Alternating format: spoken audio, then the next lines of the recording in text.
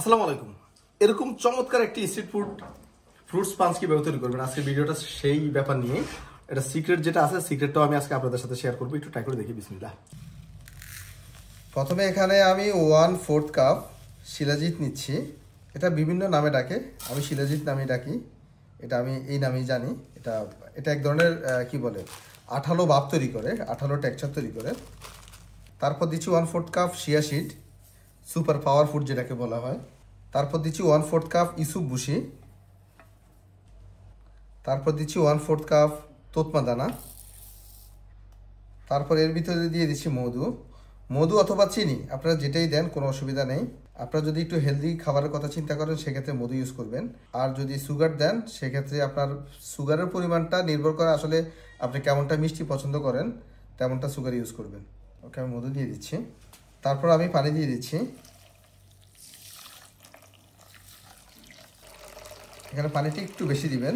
আমি এখানে পানি দিয়েছি 600 ml। অনেকের প্রশ্ন থাকতে পারে এই পানিটা কি গরম পানি না ঠান্ডা পানি। এটা অবশ্যই ঠান্ডা পানি দিবেন। তারপর একটু ভালো করে মিক্স করে নেবেন। মিক্স করার পর এভাবে আপনারা নর্মাল ফ্রিজে আপনার আধা ঘন্টা থেকে 1 ঘন্টা ভিজিয়ে রাখবেন। তাহলে দেখবেন যে একেবারে এটা ঘন একটা টেক্সচার চলে আসছে।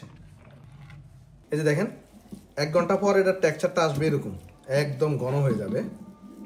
যারা স্ট্রিট ফুড বিজনেস করেন তারা ভালো করে জানেন এটা টেক্সচার।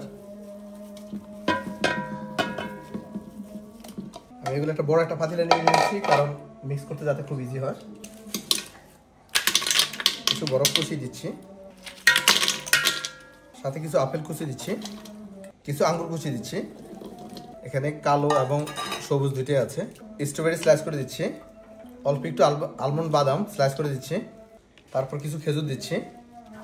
আপনারা চাইলে এটার সাথে পানিও অ্যাড করতে পারেন, আবার বরফও অ্যাড করতে পারেন। আমি অল্প একটু পানি দিয়ে দিচ্ছি।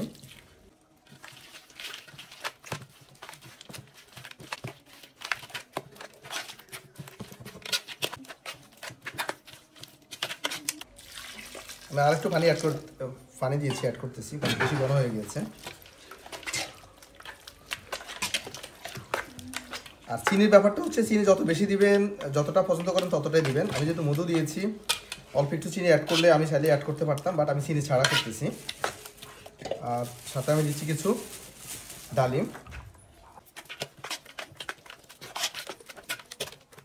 আর যেটা জিনিস আমি যেটা সবসময় অ্যাডিশনাল অ্যাড করি সেটা হচ্ছে অল্প একটু বিট লবণ দিলে আপনার এই শরবতের টেস্টটা, এটা আসলে শরবত না, এটা এক ধরনের ডেজার্ট আইটেমের মতো। তারপরে লেবু চোগলা সহ দিবেন, লেবু রস নিয়ে চোগলা সহ দিবেন।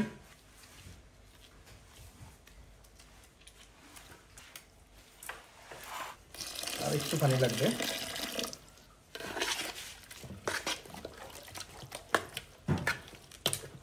বাস, রেডি হয়ে গেল। এখন আমি সার্ভ করব। অনেকে আমরা স্ট্রিট ফুডে এই আইটেমটা দেখেছি। এটা অ্যাকচুয়ালি শরবত বলাও যায় না, আবার ডেজার্টও বলা যায় না। এটা কিন্তু টেস্ট খুবই চমৎকার। এটা সিক্রেটটা অনেকে জানতো না, আজকে আমি সবার সাথে শেয়ার করে দিয়েছি। আশা করি এরপর আপনারা বাসায় তৈরি করতে পারবেন। আর রমজানে এটা কিন্তু খুবই ভালো লাগে।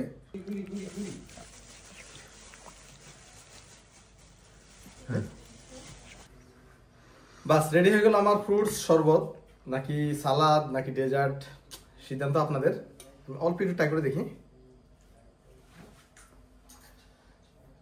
বিসমিল্লাহ।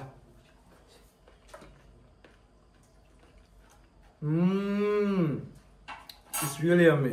তবে আমি এটাকে one kind of fruit sponge বলি, কারণ এটার যে টেক্সচার, এটা শরবত বলা যায় না। সো আজকের ভিডিও পর্যন্তই। আমার জন্য দোয়া করবেন, আরো ইন্টারেস্টিং ভিডিও যাতে আপনাদেরকে উপহার দিতে পারি। আল্লাহ হাফেজ।